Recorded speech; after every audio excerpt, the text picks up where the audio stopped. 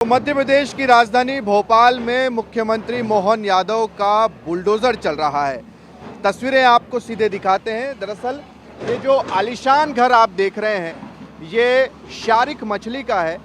चूंकि कई दिनों से कार्रवाई चल रही है, ड्रग माफिया, लव जिहाद, लैंड जिहाद, कई तरह के गंभीर आरोप हैं। लगातार मामले दर्ज होते जा रहे हैं और उसके बाद अब ये तस्वीर आप देख लीजिए, बुलडोजर चल रहा है। जेसीबी की आप बड़ी बड़ी मशीनें देख रहे हैं और इस आलीशान कोठी को आप देख लीजिए, इस महल को देख लीजिए। 3 मंजिला ये महल है। 40 साल का साम्राज्य 4 घंटे में खत्म कर दिया गया है। दरअसल लंबा कारोबार और कारोबार से भी सरकार को परेशानी नहीं है कि अगर आप लीगल कारोबार करते हैं, मगर यहाँ पर जो चीज़ें देखने को मिली है, सबसे बड़ी आपत्ति अगर किसी बात को लेकर थी तो वो थी लव जिहाद। हिंदू लड़कियों को टारगेट करना, उनके अश्लील वीडियो बनाना और उसके बाद उन्हें ब्लैकमेल करना, यही शिकायतें आई। जिसके बाद जांच पड़ताल की गई और आरोपियों के मोबाइल में से सैकड़ों वीडियोस मिले, अलग अलग लड़कियों के, दर्जनों लड़कियों के साथ इस तरह से चीज़ें की गई।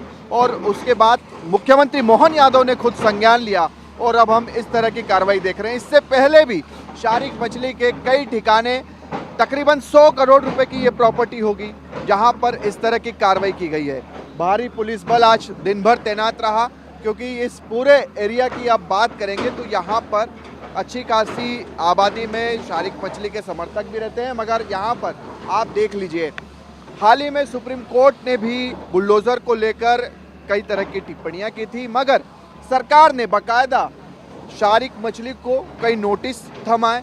इससे पहले की जब कार्रवाई हुई थी उस वक्त भी ये घर टूटने जा रहा था, मगर उस समय भी सरकार ने नोटिस थमाए थे, प्रशासन ने नोटिस दिया था कि ये घर पूरी तरह से अवैध है।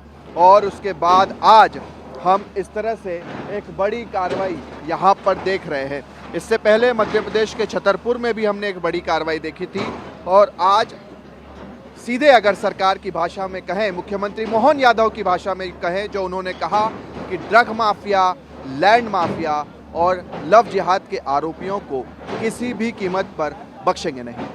कैमरा पर्सन मुकेश के साथ शुभम गुप्ता, TV9 भारतवर्ष, भोपाल। शारिक मछली के ठिकानों पर कितनी कार्रवाई हुई है, कितनी होनी है, कितना बल तैनात है, क्या कुछ परेशानियां आई, क्या कुछ आरोप थे, सारी जानकारियां खुद पुलिस अधिकारी देंगे। सर, क्या क्या गंभीर आरोप इस आरोपी पर थे और उसके बाद आप लोगों ने कितनी एक तरह से FIR दर्ज की है?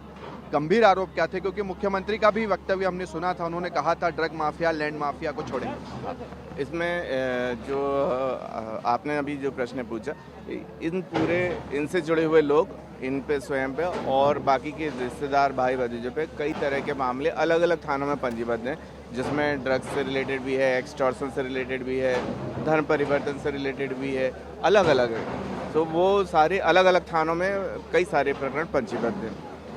अब जो ये कार्रवाई चल रही है, ये शासकीय भूमि पे जो अतिक्रमण है और जो अवैध रूप से निर्माण कराए गए हैं इनके द्वारा, उस पर कार्रवाई की गई है। पूरी सुनवाई की बात कराई गई है। इनके एडवोकेट्स वगैरह का ये कहना भी था कि ये अवैध है, कार्रवाई अवैध है।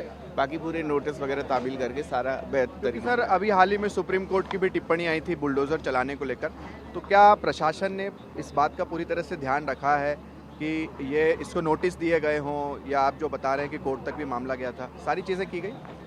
सारी चीज़ें ठीक है। दूसरा, बुलडोजर चलाने को लेकर, नोटिस को लेकर मामला हो या माननीय न्यायालय के किसी भी निर्देशों के पालन की बात हो, इसका पालन सुनिश्चित कराना तहसीलदार साहब का काम है और राजस्व न्यायालय में सुनवाई के दौरान काम है। इनका अपना पक्ष रखा गया था, चूँकि इनके पास ऐसे कोई चीज़ें, दस्तावेज नहीं होंगे और ये वाला आदेश पारित हुआ और ये कार्रवाई फिर हुई है।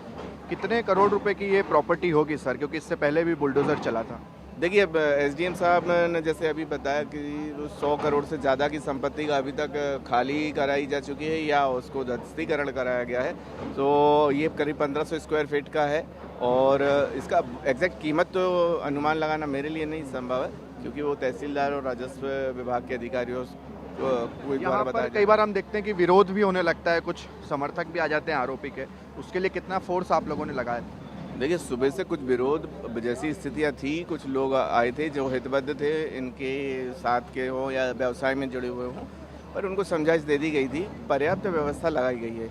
और करीब 250 का बल यहाँ पे लगा हुआ है अभी की ज़रूरत में, और अभी लॉ एंड ऑर्डर जैसी कोई सिचुएशन नहीं है। यदि कोई ऐसा करता है तो उस पर भी सख्त कार्रवाई की जाएगी। चलिए, तो 250 से ज़्यादा पुलिस बल यहाँ पर मौजूद है और अगर कोई भी व्यवस्था बिगाड़ने की कोशिश करता है तो उस पर भी सख्त कार्रवाई की जाएगी।